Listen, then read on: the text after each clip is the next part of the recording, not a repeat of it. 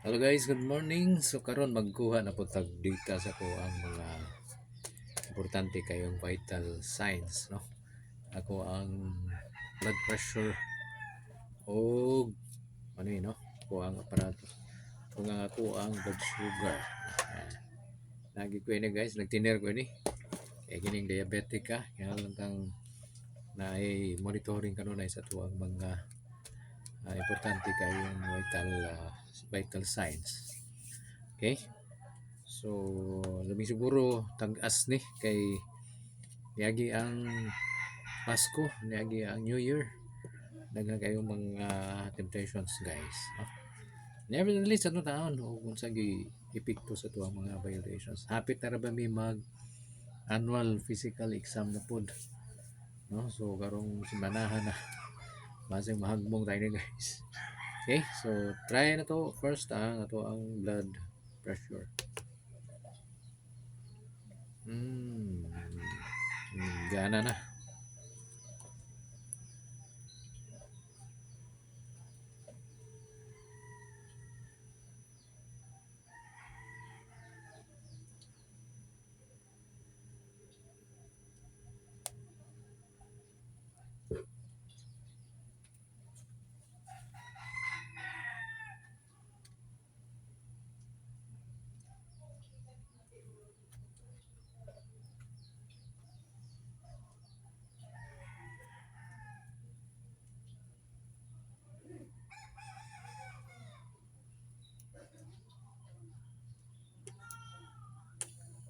Eh, taas yun guys. Taas ako ang normal nga kaning ang BP, no? Wala lagi mga violations. Karon is 145 over 86. Ako ang reading. Taas taas.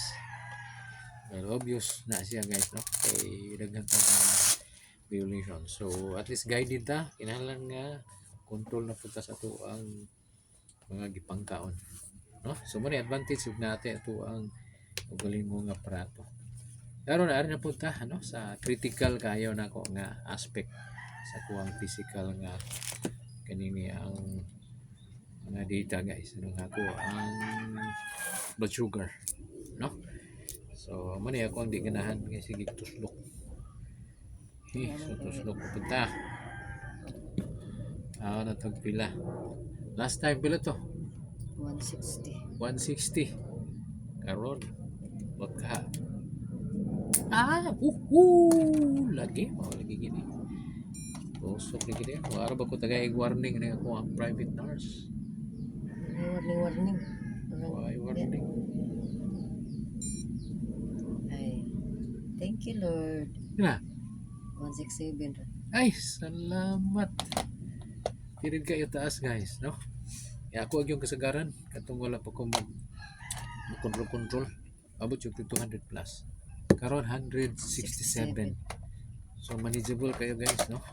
Dagan kayo mga gipangkaon last wala pas pila ka adlaw. Karon 167 na. Okay kayo guys.